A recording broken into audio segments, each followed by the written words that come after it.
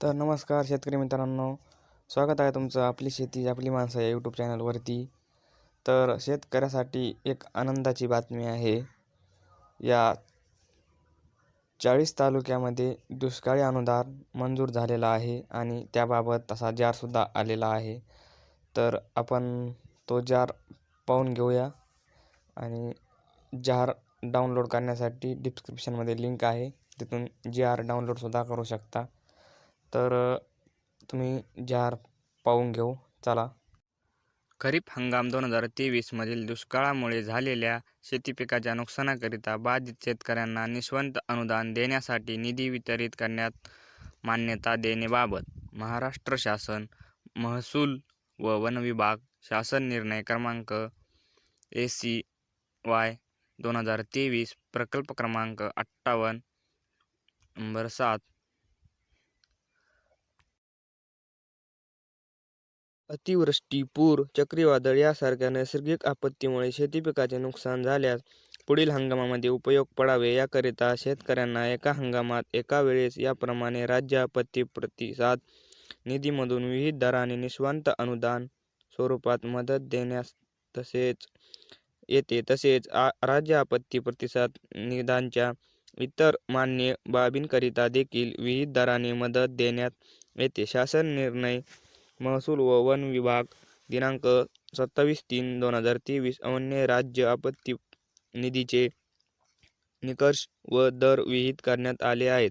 वर नमूद क्रमांक 5 येथील 9/11/2023 च्या शासन निर्णयानुसार जून ते ऑक्टोबर 2023 या कालावधीत नैसर्गिक आपत्तीमुळे शेतीपिकाच्या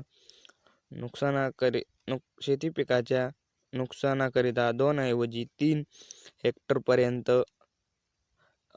हेक्टरपर्यंत मदत अनुज्ञेय करण्यात आली आहे, असे हा निर्णय आहे. तर आणखीन सुद्धा आहे, पुढे आपण पुढचा सुद्धा पाहू. दुष्काळ व्यवस्थापन संहिता 2016 मधील त्रुटी विचारात घेऊन जिल्हास्तरीय तालुकानिहाय दुष्काळामुळे मूल्यमापन करण्यात शासन निर्णय महसूल व वन विभाग क्रमांक सक्रिय 2017 प्रकल्प क्रमांक 173 2017 7/10/2017 व 28/6/2018 अन्वये सुधारित निकष व कार्यपद्धती विहित करण्यात आली आहे. यामधील त्रुटीनुसार व अनुक्रमांक 4 येथे नमूद केलेल्या 31/10/2023 च्या शासन निर्णयाने राज्यातील 40 तालुक्यामध्ये खरीप हंगामामधील निकष जाहीर करण्यात आलेला आहे. तर हे 40 जिल्हे कोणते आहेत आपण पाहणार आहोत. नाशिक जिल्ह्यामध्ये मालेगाव, शिखर आणि येवला. धुळे, शिंदखेडा, नंदुरबार, जळगाव, चाळीसगाव. बुलढाण्यामध्ये बुलढाणा आणि लोणार. छत्रपती संभाजीनगर आणि सोयगाव. जालना जिल्ह्यामध्ये भोकरदन, जालना, बदनापूर, अंबड आणि मंठा. आणि आपल्या बीड जिल्ह्यामध्ये वडवणी, धारूर आणि अंबेजोगाई. लातूरमध्ये नाही, धाराशिव, वाशी, धाराशिव आणि लोहार. पुणे जिल्ह्यामध्ये पुरंदर, सफलाव, बारामती, शिरूर, पोनखडी, दौंड आणि हबापूर.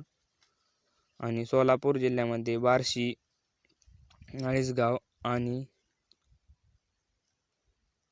आपण पाहू शकता. पुढे इथं तुम्हाला दिसणार नाही, तुम्ही जार डाउनलोड करून तिथून तुम्ही पाहू शकता. तर व्हिडिओ आवडला असाल तर व्हिडिओला लाईक करायला विसरू नका आणि चॅनलवर जर नवीन असाल तर चॅनलला सबस्क्राईब करायला विसरू नका, जेणेकरून आपल्याला अशीच नवनवीन शेतीविषयक माहिती आपल्यापर्यंत पोहोचली जाईल. धन्यवाद.